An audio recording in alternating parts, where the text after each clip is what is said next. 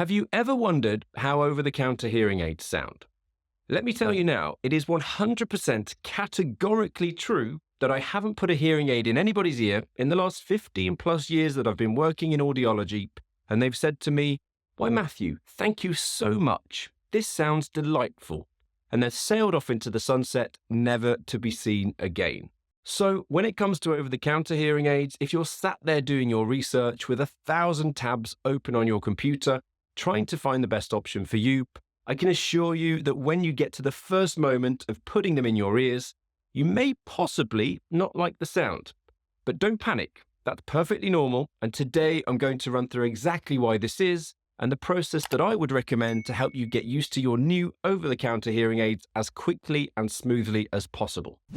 Research shows that on average, people wait over 7 years from thinking that they have some form of hearing loss to then visiting an audiologist for the first time and having their hearing tested.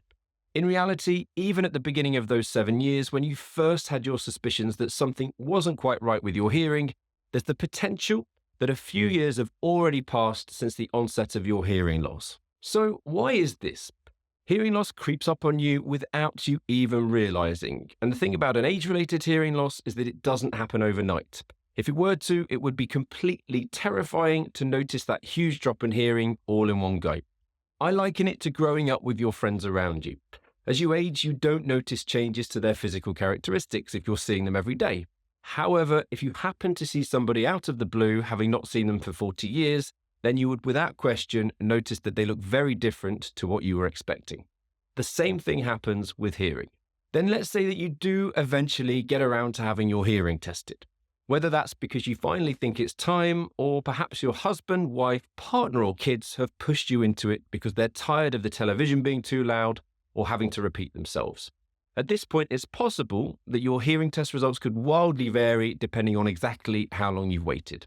I regularly see patients in clinic for their first hearing tests, and yes, some of them appear with a mild hearing loss, others moderate, but there are so many people out there having their hearing tested for the very first time that can even have a severe or a profound hearing loss in certain frequencies. For those of you out there that go down the traditional route of seeing an audiologist for an assessment and then wearing a set of prescription hearing aids, you will have the support of an audiologist to guide you and hold your hand throughout the entire process of acclimatizing to a new way of listening. However, if you're looking at an over-the-counter hearing aid now, then you may not have that same backup from an audiologist. Yes, there are a ton of videos that OTC hearing aid manufacturers provide to help you out on your journey. And yes, there are support lines that you can call to help. But in my opinion, it's not quite the same as having an audiologist sat in front of you and walking you through the experience. And that's where I come in today. When you first start wearing your OTC hearing aids, it's likely, just like with conventional hearing aids, that they'll sound quite loud, possibly quite tinny and sharp, and they may even be a little bit boomy or echoey. As strange as it sounds that I'm saying this, that's perfectly normal. In fact, it's a positive thing. It's good because this means that the whole of your auditory system, from your ear to your auditory nerve and then the part of the brain associated with breaking down information coming from your ear, is being stimulated in a new and a different way, and your ear is basically picking up more detail and more information. I've recently been in discussions with Dr. Annie Duchin, AUD, who heads up the customer experiences team for WSA, who are partnered to Sony. She filled me in on exactly how Sony OTC hearing aids are tailored to the user, with the personalization process involving either your CRE-C10s, which is Sony's discrete modular OTC hearing aid, or their CRE-E10s, which is their rechargeable Bluetooth directional OTC hearing aid, and using their in-app self-fitting process, which is incredibly simple and involves performing a basic hearing test. This information is then processed and compared to thousands of other real-life hearing test results, and then provides you with the most appropriate predefined hearing profile and settings on your OTC hearing aids.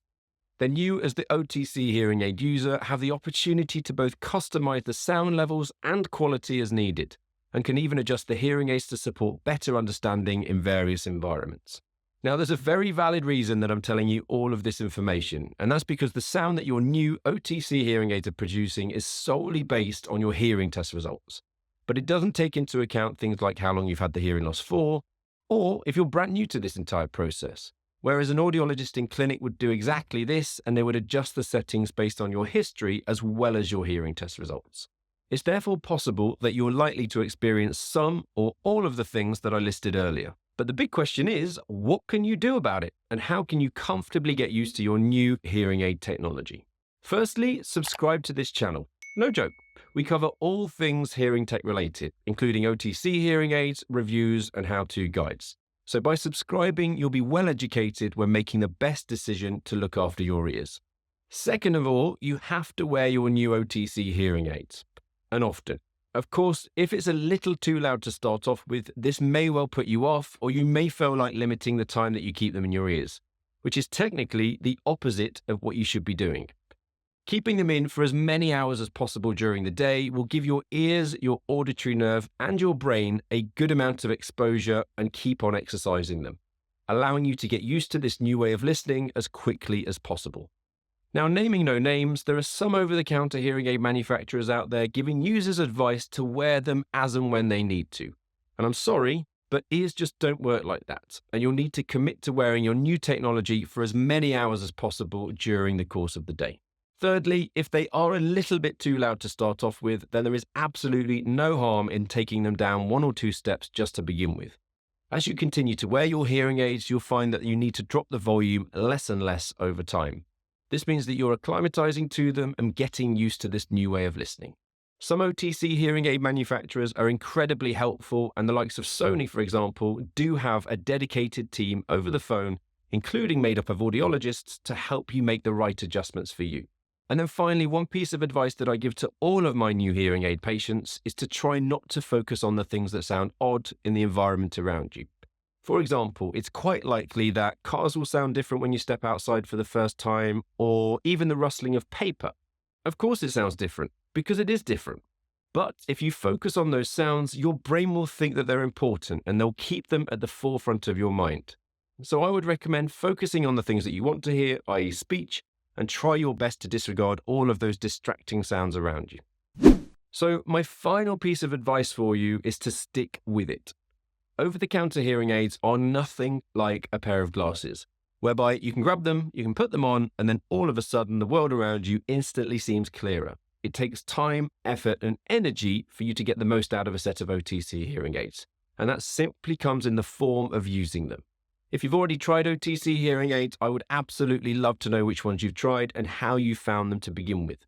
And if you have any other tips for any of the other Hearing Tracker viewers starting on their over-the-counter journey, then share them in the comments beneath this video. The last point to make today is that none of this information is useful unless you have the right over-the-counter hearing aids in your ears.